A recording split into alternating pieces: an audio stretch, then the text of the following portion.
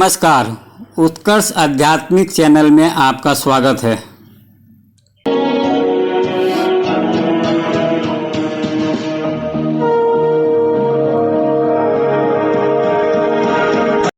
एकादशी व्रत श्रृंखला में आज प्रस्तुत है पुरुषोत्तम मास प्रथम पक्ष की कमला एकादशी।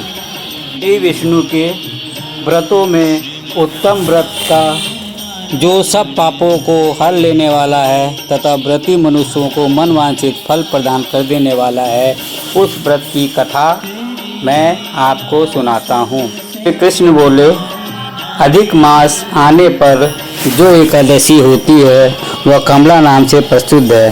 वह तिथियों में उत्तम तिथि है। उसके व्रत के प्रभाव से लक्ष्मी अनुकूल होती है। अवंतीपुरी में शिव शर्मा नामक एक श्रेष्ठ ब्राह्मण रहते थे। उनके 5 पुत्र थे। इनमें से जो सबसे छोटा था वह पापाचारी हो गया, इसलिए पिता तथा स्वजनों ने उसे त्याग दिया। अपने बुरे कर्मों के कारण निर्वासित होकर वह बहुत दूर वन में चला गया। दैव योग से एक दिन वह तीर्थयाग प्रयाग में जा पहुंचा। भूख से दुर्बल शरीर और दीन मुख लिए उसने त्रिवेणी में स्नान किया। फिर सुधा से पीड़ित होकर वह वहाँ मुनियों का आश्रम खोजने लगा।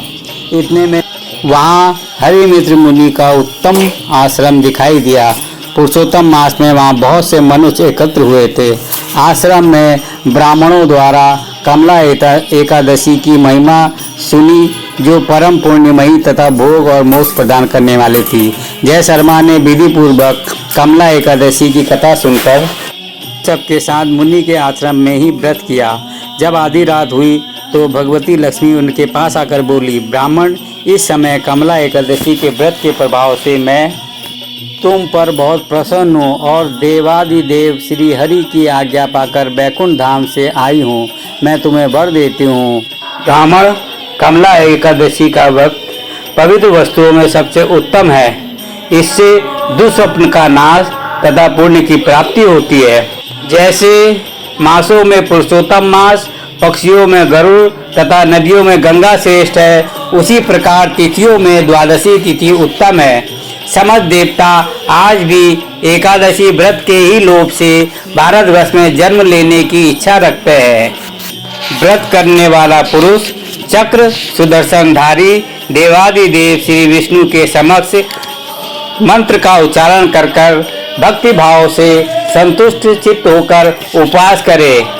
एकादश्याम निराहारा स्थित्वा हम परिहनि भोक्ष्यामि पुंडरीकाक्ष शरणम में भवाच्युत। कमल नयन भगवान अच्युत, मैं एकादशी को निराहार रहकर दूसरे दिन भोजन करूंगा, आप मुझे शरण दें। एकादशी को पंचामृत से जनार्दन को नहलाकर द्वादशी को केवल दूध में स्नान कराने से श्री हरि का सायुज्य प्राप्त होता है। पूजा करके भगवान से प्रार्थना करें, अज्ञानति मीरानध्रस्य प्रतने नानेन केशव प्रसीद सुमुखो भूत्वा ज्ञान दृष्टि प्रदो भव। केशव, मैं अज्ञान रूपी रतौंधी से अंधा हो गया हूँ। आप इस व्रत से प्रसन्न हो और प्रसन्न होकर मुझे ज्ञान दृष्टि प्रदान करें।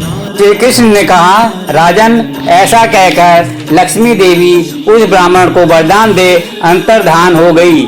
फिर वह ब्राह्मण भी धनी होकर पिता के घर पर आ गया।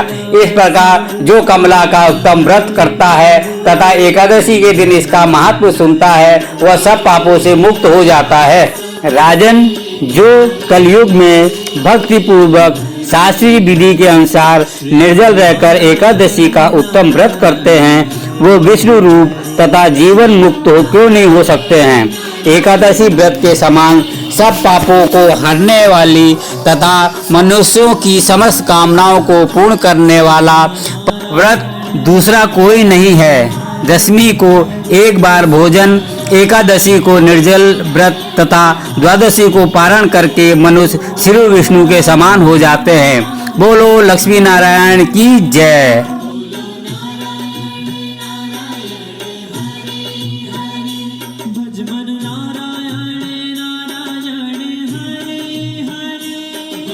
नारायण